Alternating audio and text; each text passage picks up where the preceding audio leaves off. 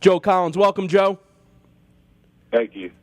So let's start with last season. You spent just 4 weeks with the Jets last season after being signed as an undrafted free agent 48 hours before the team's preseason opener. 2 preseason games with the Jets last summer. You made enough of an impression in your brief time on the field. You lasted till the final cut.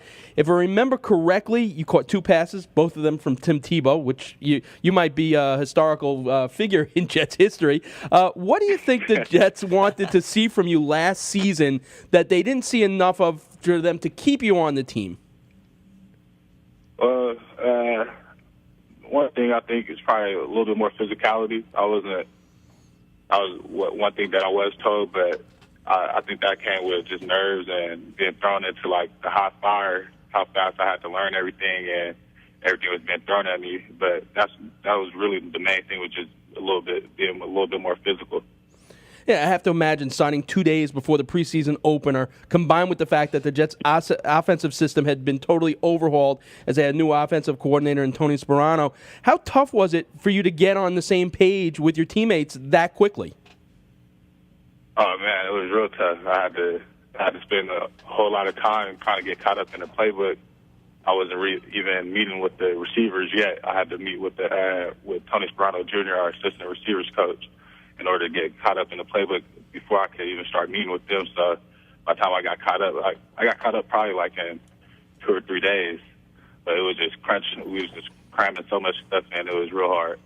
Joe, this is a young receiving corp, and we'll like to see what it comes out of start the season this year. But you've been in this locker room for almost 2 years now. I know you got cut last year, but who's been one of those guys, one of those veteran guys in the league to show you the way that the NFL players do it?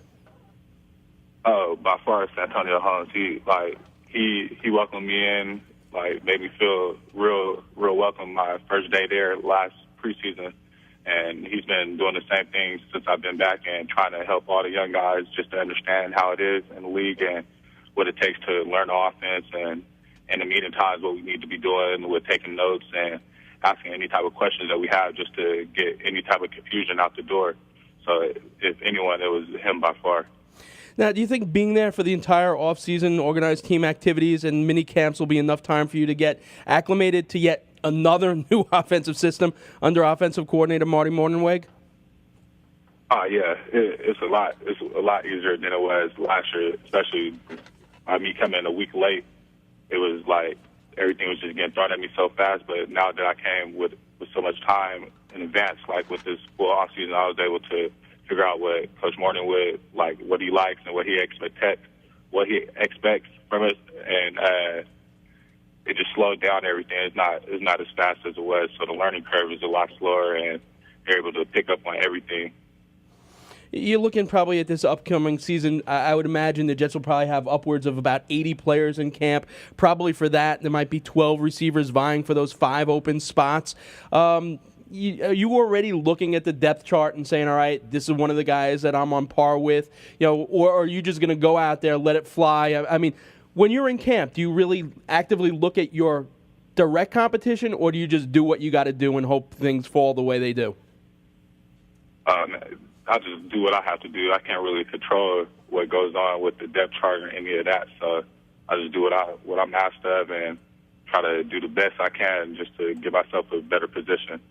And there's a lot of open battles out there for positions. The Jets weren't that great of a team last year. I would have to imagine from a player standpoint and a guy that's looking to try to make an NFL roster, that has to be a fun environment to play in when there's such a high level of competition. Oh, yeah, it's real fun. It's competition every day, but all the coaches, they try to make it to where we're not competing with each other on each group. They just try to keep the competition between the defense. So we always say we're not competing against each other. We're competing against the defense. That way, nobody has that in their head. That way, it don't get no type of selfishness or whatnot going within the locker room. Try to keep it like as a family. Unless you're like me and watch every down of every Jet game and live and die with the Jets, a lot of people might not know a lot about you. So if you were to give a scouting report to New York Jet fans about yourself, what would it be? I'm a hard worker. I try to do everything that I can to do everything right what my coaches say, and and I can't wait to get on the field and prove what I could do to the world. Nice. Now, the biggest story, obviously, here in New York surrounding the Jets is the quarterback position.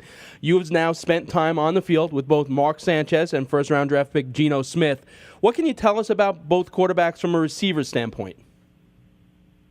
I believe both of them are real good. I'm confident with either one on the field. They both have good balls, and they understand the offense well. So I think either way we go, we'll be real good with either one of them. And you look at the new offensive schemes under, Marty Mornhinweg as compared to Sperano. How does Marty's offense differ, and which of the quarterbacks it has a better skill set to transfer that offense? It's way different than Coach Sperano's offense. We got a lot more passing, and we're spread out a little bit more. So it gives us It gives us the opportunity to basically use the spread to our advantage, be able to spread the field out and use all the athletes that we have. And pretty much right now, I think they're both real good in the system. I haven't been able to say which one is better or not. I think they're doing a good job, and I think they're both going to be real good at it. We just got to wait and see to the preseason and see how it goes. Joe, over the years, the New York media has portrayed the Jets as a circus-like atmosphere. I'm just wondering, as a guy that's been in the building day in and day out, is here with them for OTAs, what's the chemistry like in the locker room with this football team? It's real good. Everybody gets along. We haven't had any problems. It's one of the best chemistries I've seen. Other than that, it's real good. Besides, we have media in there all the time. That's how it is in New York. But other than that, everybody's real friendly and we get along well. Yeah, as Jet Nation, you go back a few years ago, and the Jets for that 2 or 3 year period had a swagger about them and a confidence, and that confidence has been shaken to its core. Even Rex doesn't have the quite the same bravado that he did a couple of years ago. Like Zach said, you've been here now 2 years. For Jet Nation out there that really loves this team, what can you tell them to reassure them that you guys are on the road back to respectability and to have that swagger back? I believe the swagger never was left. It probably was dropped down a little bit just to keep the media off their toes. But I think we're going to be real fine. Just once the preseason starts, just keep rooting for us. You'll see how it's going to be. And you see this team, they trade away Darrelle Revis in the offseason. I'm sure you got to meet Darrelle last year. Is that going to be a little bit weird going up against him week 1 as Tampa comes to town? Oh, no, that's part of the business. Some players leave and go every day, so you have to be prepared for it. So he's going to be like any other player, just going to be the opponent. So it won't be weird to me, at least. And the other story that's coming out now is it looks like the Jets are going to invite Kellen Winslow Jr. into camp to help firm up the tight end position. Have you seen Kellen play in the past, and what can a healthy Kellen Winslow mean to the receiving corps and receivers such as yourself? Oh, yeah, I've seen him play.